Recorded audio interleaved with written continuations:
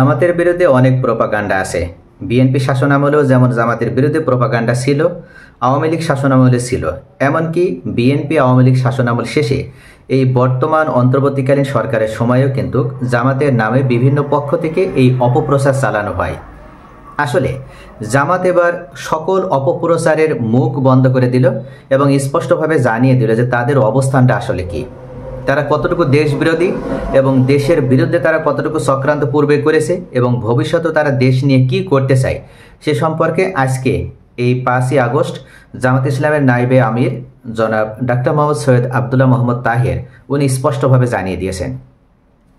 জামাত ইসলামের নায়েবে আমির ও সাবেক সংসদ সদস্য মোহাম্মদ তাহের উল্লেখ করেছেন যে আমরা বিএনপি আওয়ামী লীগের শাসনামল দেখেছি, কিন্তু মানুষের মুক্তি মেলেনি, জনগণ তাদের অধিকারের নিশ্চয়তা পায়নি।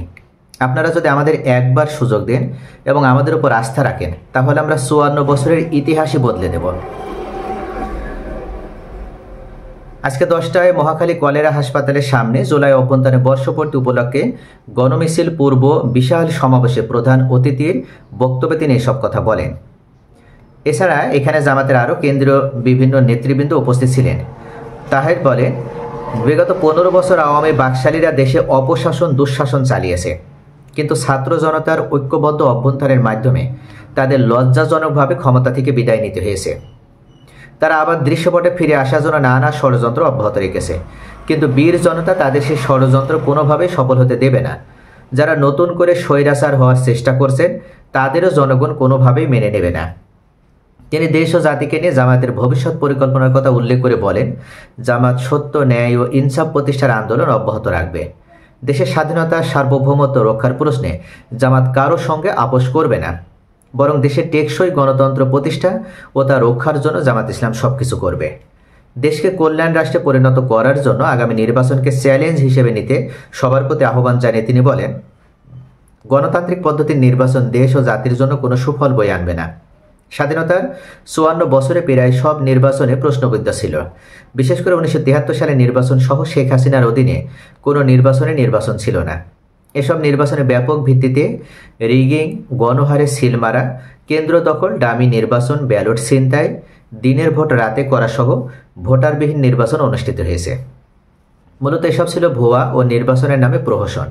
তাই দেশে অবাধ, নিরপেক্ষ ও গ্রহণযোগ্য নির্বাচন করতে হলে সংখ্যানুপাতিক নির্বাচন পদ্ধতি তথা পিআর পদ্ধতির নির্বাচন চালু করতে হবে। এ পদ্ধতি চালু হলে নির্বাচনে অপরাধ থাকবে না, ভোট চুরি ও কেন্দ্র দখলও হবে না, থাকবে না টাকার খেলা।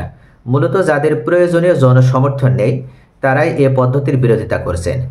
তারা মাস্তানি ও অর্থের বিনিময়ে নির্বাচনী বৈতরণী পার হতে চান, কিন্তু জনগণ তাদের সে সুযোগ দেবে না। পিআর পদ্ধতি ছাড়া অন্য কোনো পদ্ধতি তারা মেনে নেবে না। ডাক্তার তাহের বলেন, জনগণের উপর দিয়ে, রক্তের উপর দিয়ে জুলাই বিপ্লব সাধিত হয়েছে। তাদের রক্তের উপর দাঁড়িয়েই আপনি এখন ক্ষমতায়। আপনি বা আপনার পরিবারের কোনো সদস্য আন্দোলনে ক্ষতিগ্রস্ত হয়নি। তাই নির্বাচনকে অবাধ ও নিরপেক্ষ করার জন্য রাষ্ট্রের প্রয়োজনীয় সংস্কারও করতে হবে। তো প্রিয় ভিউয়ার্স, জামাত এই নায়েবে আমিরের পক্ষ থেকে যে বিষয়টি উল্লেখ করা হয়েছে সেটা হচ্ছে, ইনসাফ এবং ইসলামের বাংলাদেশ যদি প্রতিষ্ঠিত না হয় তাহলে কখনো বাংলাদেশ থেকে এই দুর্নীতি, অবিচার, নৈরাজ্য এবং লুটপাটও যাবে না। যদি সন্ত্রাসমুক্ত একটা দেশ গঠন করতে হয় এবং নতুন করে বাংলাদেশকে যদি একটা ভালো কল্যাণ রাষ্ট্রে পরিণত করতে হয় তাহলে অবশ্যই ইনসাফ ভিত্তিক এবং ইসলামী অনুশাসনের ভিত্তিতে রাষ্ট্র পরিচালনা করতে হবে। আর এটা এই মুহূর্তে করার সুযোগ এসেছে জনগণের সামনে, তাদের ভাগ্য পরিবর্তনের সুযোগ এসেছে। যদি জনগণ স্বতঃস্ফূর্তভাবে জামাত ইসলামকে ভোট দেওয়ার মাধ্যমে এবার ক্ষমতায় নিয়ে আসতে পারে তাহলে বিগত 54 বছরও বাংলাদেশে যে উন্নয়ন হয়নি সেটা জামাতের নির্বাচনে যদি জামাত জয়লাভ করতে পারে তাহলে আগামী 5 বছরের ভিতরে তারা বাংলাদেশের পুরো চেহারাটাই পাল্টে দিতে পারবে। এটা কিন্তু আমরা ইতিমধ্যে দেখেছি। বাংলাদেশের পরেও মালয়েশিয়া স্বাধীন হয়েছে, সিঙ্গাপুর স্বাধীন হয়েছে, এমনকি দক্ষিণ এশিয়ার ইউরোপ বলা হয় যে কম্বোডিয়া, এগুলো তো সেদিন স্বাধীন হলো, সেই 2017 সালে স্বাধীন হয়েছে। এরপরও কিন্তু এসব রাষ্ট্রগুলো উত্তরোত্তর এগিয়ে যাচ্ছে, তারা সমৃদ্ধির উন্নত চূড়ায় পৌঁছে যাচ্ছে। এটার অন্যতম কারণ হচ্ছে তাদের দেশে রাজনৈতিক স্থিতিশীলতা আছে এবং কোনো ধরনের লুটপাট নেই, নৈরাজ্যকর কোনো পরিস্থিতি নেই, কোনো দুর্নীতি নেই, রাজনীতির নামে কোনো টাকা লুটপাট তারা করে না। অর্থাৎ সেই দেশে একটা শান্তি শৃঙ্খলা এবং ইনসাফ ভিত্তিক একটা কল্যাণ রাষ্ট্র তারা প্রতিষ্ঠা করতে সক্ষম হয়েছে শুধুমাত্র তাদের ভিতর থেকে দুর্নীতি দূর করার মাধ্যমে। জামাত আমির কিন্তু গত 19 জুলাই যে সমাবেশটা হলো সোহরাওয়ার্দী উদ্যানে, ওখানে বলেছেন যে এবারে আমাদের যে যুদ্ধটা, এই যুদ্ধটা হবে এবার দুর্নীতির বিরুদ্ধে যুদ্ধ। আমরা ফ্যাসিবাদের বিরুদ্ধে যুদ্ধ করেছি, ফ্যাসিবাদ পতন হয়েছে, এবার আমাদের যুদ্ধটা হবে দুর্নীতির বিরুদ্ধে যুদ্ধ।